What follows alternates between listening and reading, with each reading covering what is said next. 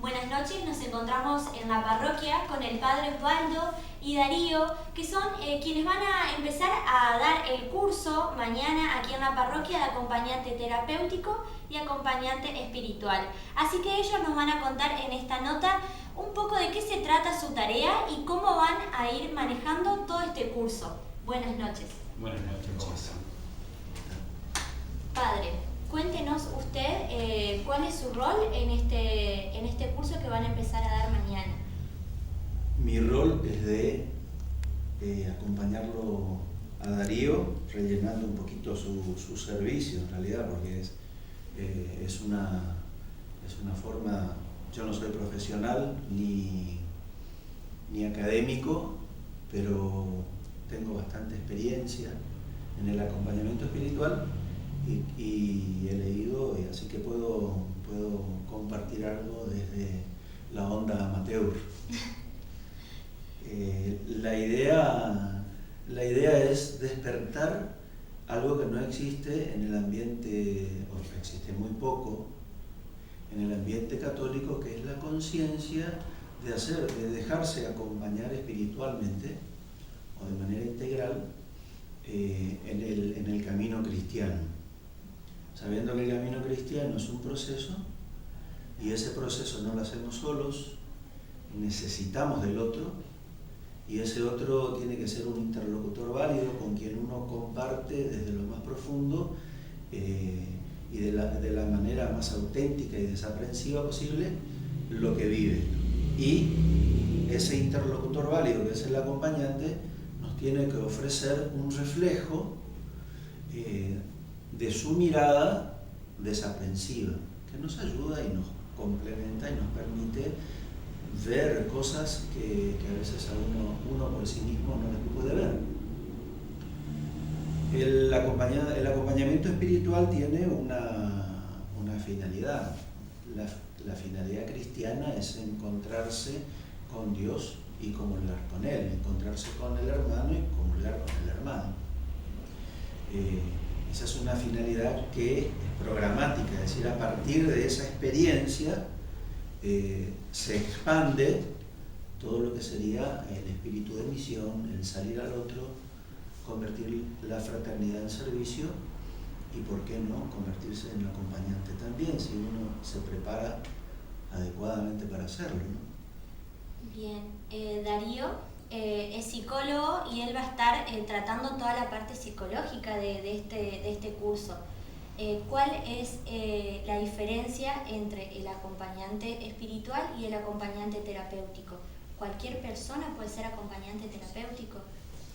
Bueno, lo mismo que decía Osvaldo, primero lo que hace que podamos trabajar juntos, porque en muchos casos cuando hay una visión del hombre en común, justamente también con ese principio básico, podemos trabajar juntos y se producen derivaciones sabiendo también en qué acompaña cada uno.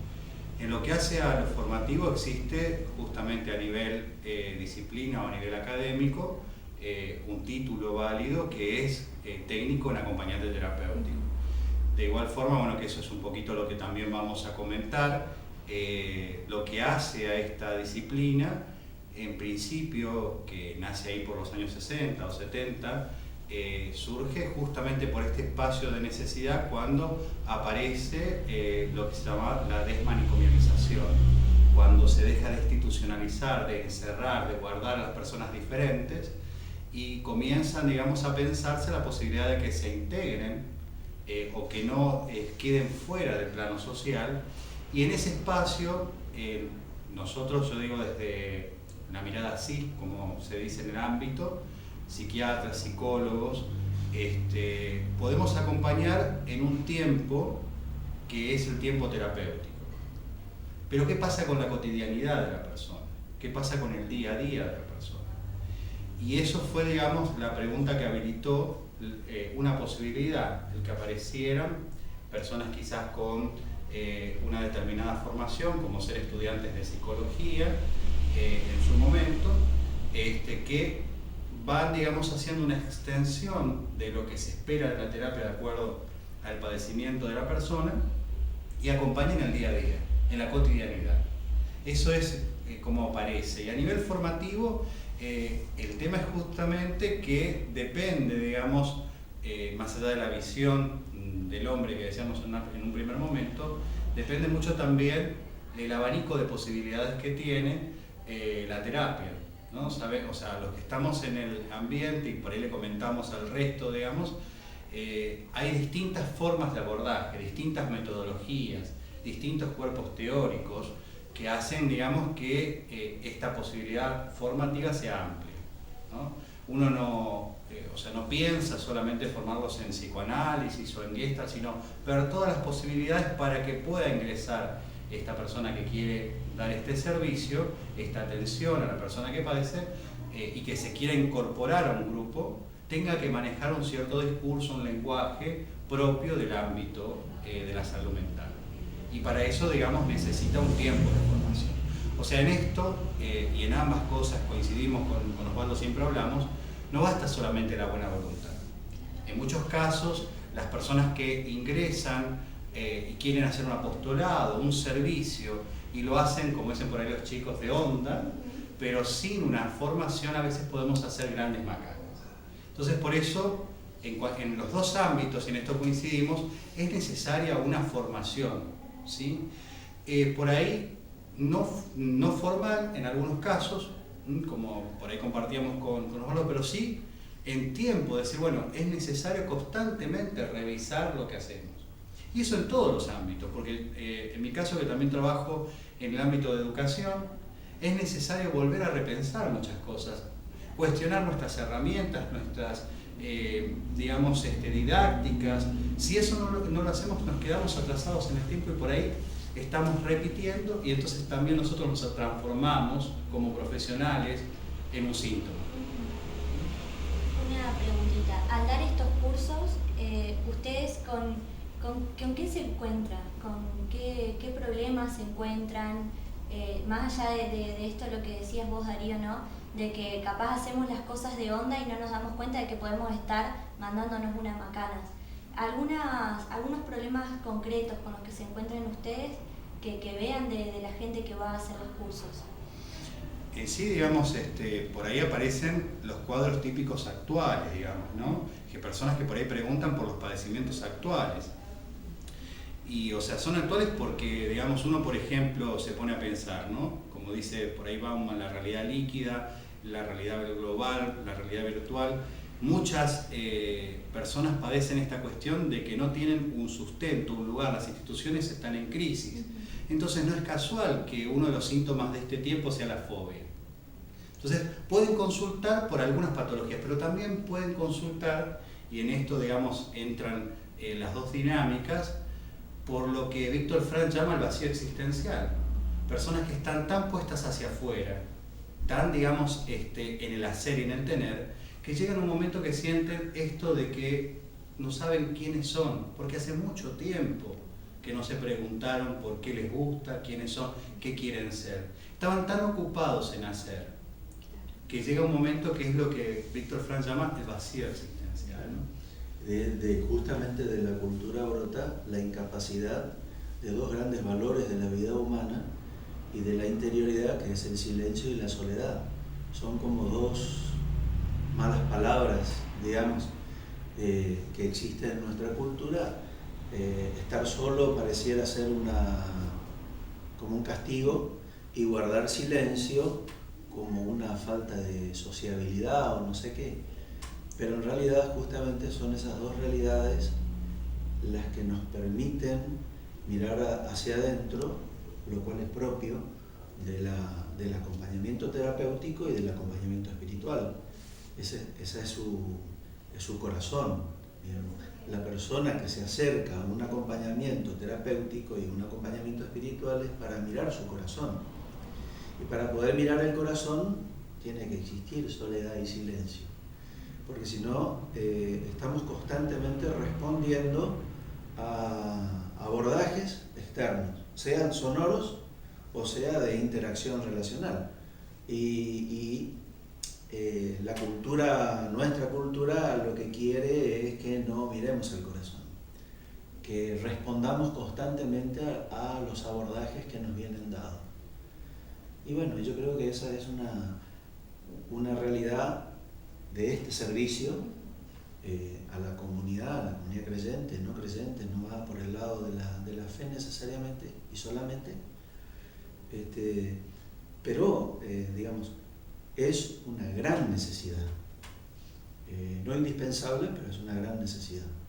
Y por otro lado también esto de por ahí no pensar este espacio como para las personas que están mal, porque por ahí, o sea, es por ejemplo, sobre todo en cuestiones, en instituciones educativas, la idea del gabinete que ha quedado en la función de lo psicológico es para el chico que está mal, que no anda en tal materia, que uno también puede pensar, ¿por qué no?, de acercarse para estar mejor, ¿no? O sea, en ambos casos, porque por ahí nos pasa de que la persona ya ve algo, se ve un poquito mejor y ya deja. También uno de los grandes males de este tiempo, o digamos debilidades de este tiempo, es la discontinuidad. Las personas no perduran, no perseveran, y este es un tema también que tiene que ver con el llame ya de esta realidad líquida, digamos, y global, el que todo lo quiero ahora, y el hecho de también de que no se valore el sacrificio, por ejemplo, ¿no?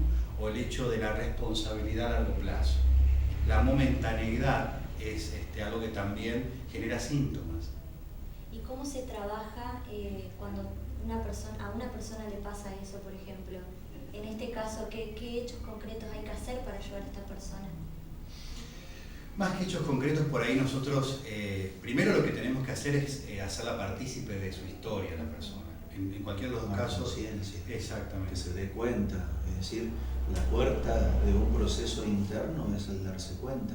Si uno no se da cuenta de cosas que funcionan bien o disfuncionan en nuestro mundo interior, no tiene ningún elemento a trabajar. La conciencia real, psicológica del darse cuenta, es la puerta hacia un proceso de discernimiento o de depuración, de ajuste, es decir, todo lo demás viene concatenado. Yo quería resaltar algo que pasa, que está muy unida a estas dos realidades, el acompañamiento terapéutico y el acompañamiento espiritual, que es que la gente misma vive una cercanía popular, podríamos decir así, hacia la psicología. Dejó de ser algo de escuela para pasar a la cotidianeidad, a la conciencia. Hay una cierta conciencia, como todo lo popular, muy primitivo por supuesto, pero es una valoración donde se viven las dos cosas, lo espiritual entrelazado con lo psicológico, porque somos una unidad.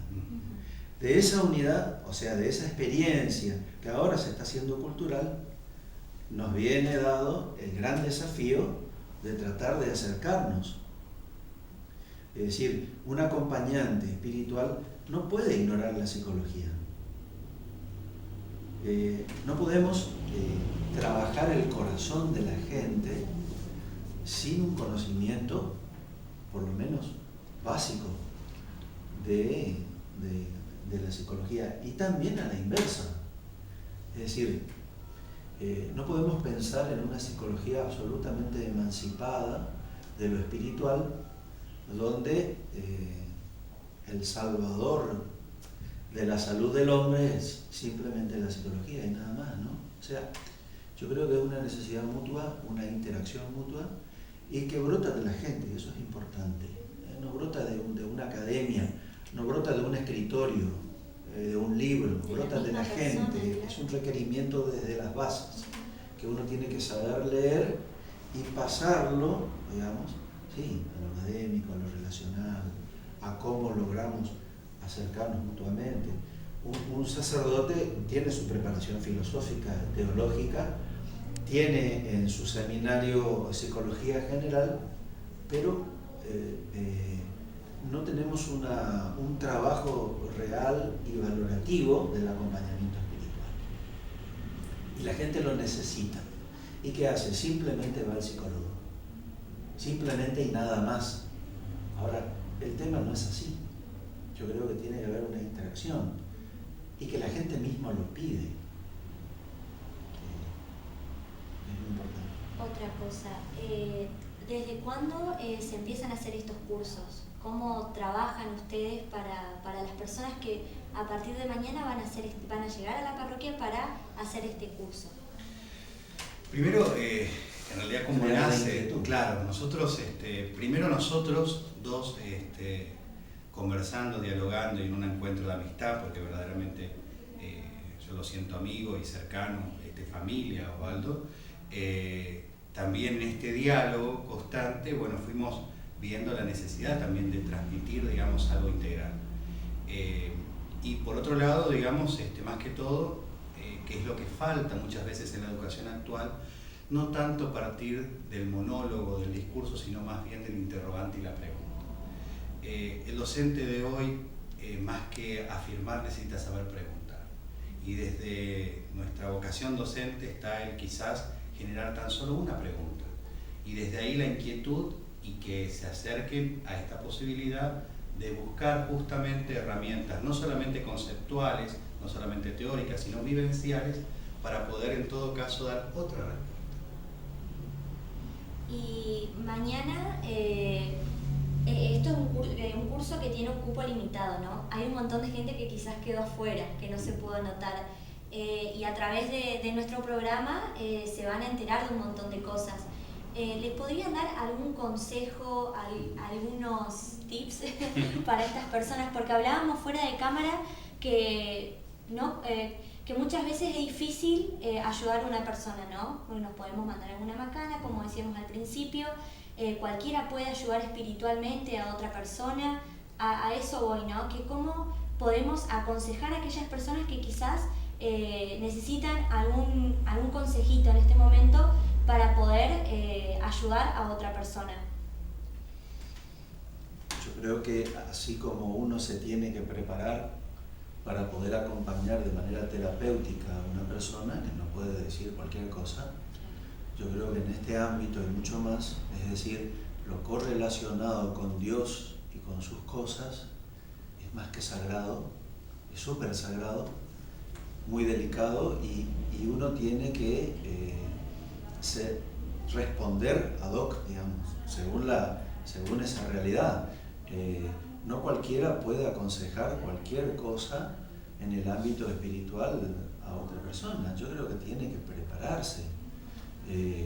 De hecho, la gente lo hace. Y la gente pide consejo a cualquiera. Por eso yo hablaba recién de un interlocutor válido. Es decir, que la persona con quien uno va a compartir lo más profundo y sus inquietudes más profundas, sean positivas o negativas, ese receptor sea un interlocutor válido que te ofrezca algo que a lo mejor vos no lo ves, o que te ofrezca una visión que vos no la tenés, para que vos puedas integrar una forma de verdad que escapaba a tu interpretación, a tu hermenéutica, a tu forma de ver la realidad de la vida. Entonces, para poder dar esa respuesta complementaria, integradora, que nunca es directiva, ni tampoco se mueve en un esquema monolítico que hay que someter a la persona, sino que está siempre la primacía de la persona. Uno tiene que tener esa actitud, y es propio del acompañante, de que el referente final es la historia y la realidad del otro. Y hay que saberla leer, y no cualquiera la lee, digamos. Hay que prepararse. Algunos tienen un don particular de tener un espacio interno, de poder leer la realidad de la otra persona con naturalidad, digamos, ¿no? Haciendo abstracción de sí y poder leer la realidad del otro. Pero no todos tienen ese don, y aunque lo tengan hay que cultivarlo, y hay que desarrollarlo, y hay que modelarlo, digamos, porque si no, uno podría llegar a hacer daño si te toman bien en serio, y esa es la idea, ¿no? Lo nuestro en realidad es tratar de crear una conciencia de que el dejarse acompañar es necesario. Es necesario. Y que nadie en su infraestructura de vida, en su estilo de vida, puede decir: yo no necesito trabajar con un interlocutor válido en profundidad mis cosas. Si lo dice, está en problemas, me parece, mordiendo la omnipotencia. Y que, bueno, sabes que la humildad es el gran valor cristiano. La puerta estrecha donde uno entra en la libertad, ¿no? Y por ahí viene me parece. Sí, por otro lado también esto de nosotros no buscamos una cuestión de consejería o una receta general. Son dos particularidades que se reúnen, el del acompañado y el acompañante, y esto tiene que ser muy respetuoso, o sea, por eso no se puede dar una cuestión general, sí una inquietud general, pero en el trabajo propiamente es el encuentro de un yo con un tú, que diría Buber, pero más argentino sería un yo con un vos. En ese encuentro y desde ese encuentro se trabaja. Por eso es importante que uno trabaje su particularidad, su historia.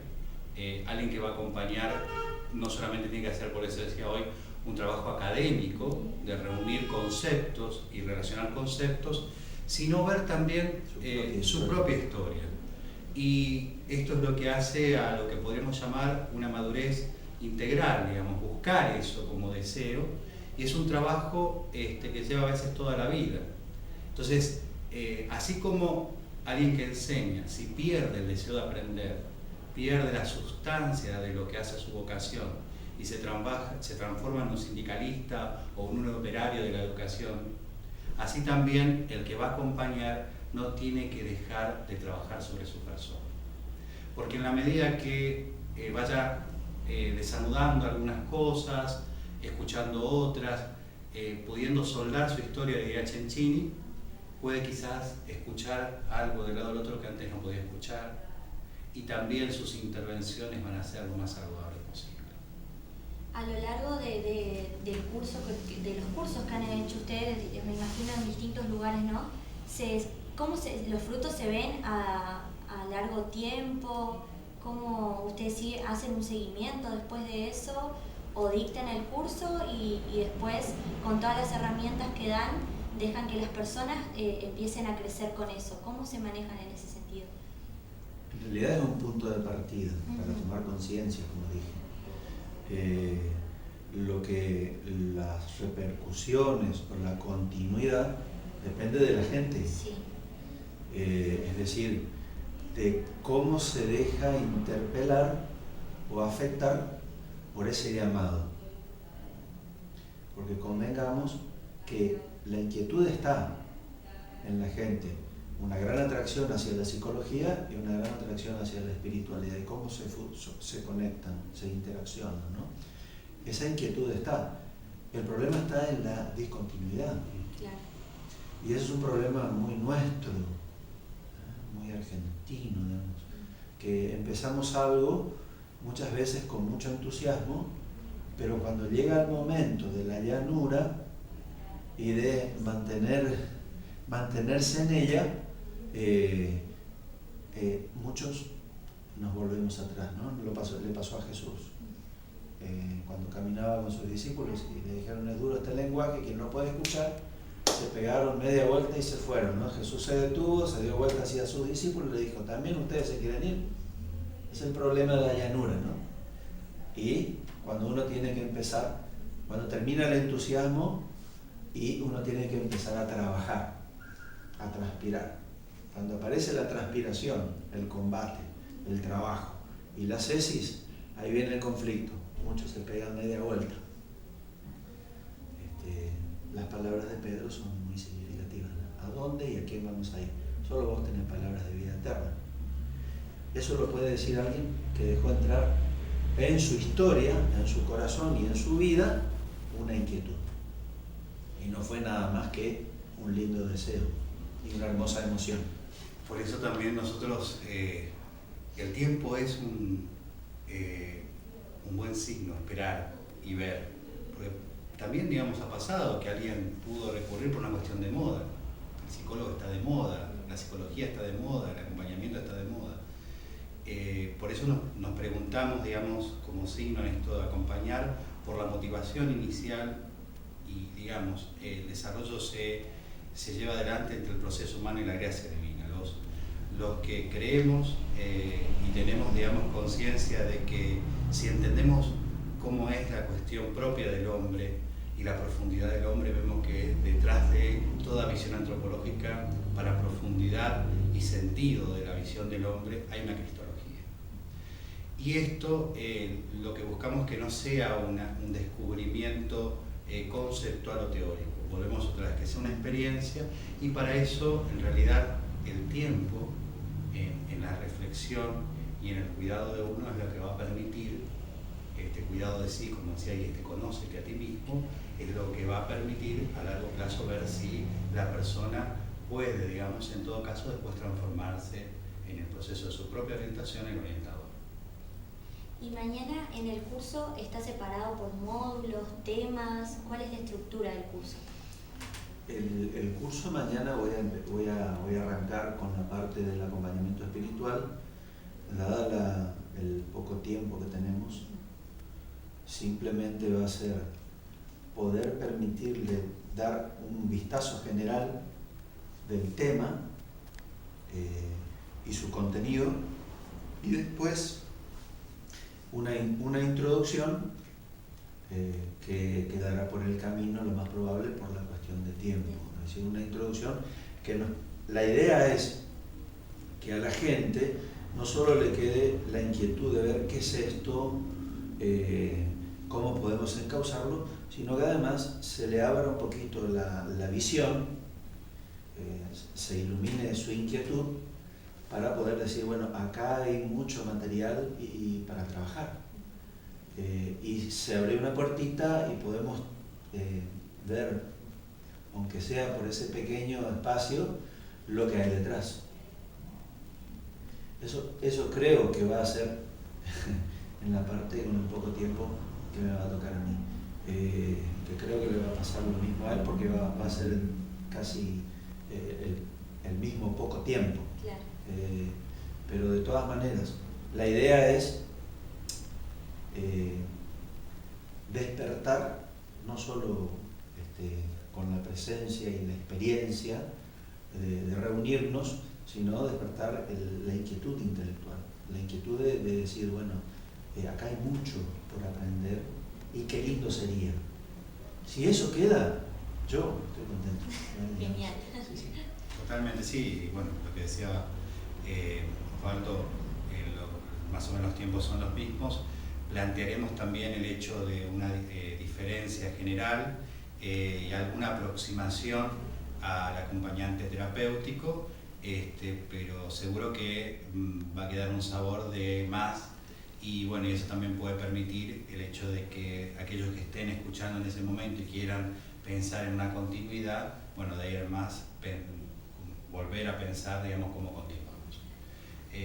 Sin este deseo, o sea, porque si es una cuestión de ver de qué se trata o una cuestión del deber, sabemos que en algún momento cae.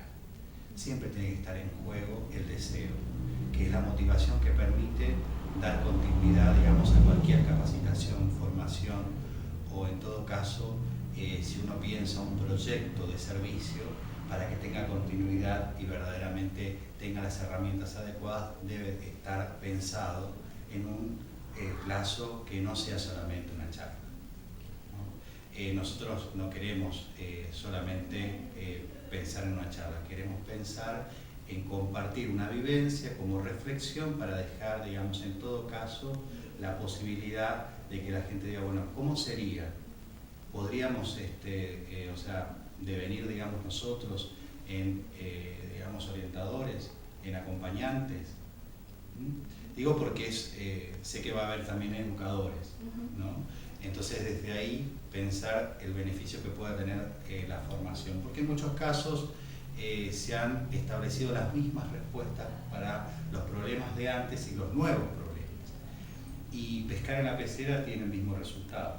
Entonces, por ahí quizás incorporar una nueva reflexión a lo que vivencialmente se está dando en distintas instituciones puede permitir el que por ahí construyamos otra manera de ver, otra manera de actuar en la realidad que nos toca. Bueno, Padre Darío, muchas gracias por su visita, por todo lo que nos han contado en esta noche y animarlos a que sigan haciendo esto porque la verdad es muy interesante. Me ha gustado mucho charlar con ustedes y bueno, que mañana sea muy exitosa la charla que tengan con estas personas y bueno, muchas gracias de verdad. Bueno, los esperamos y gracias por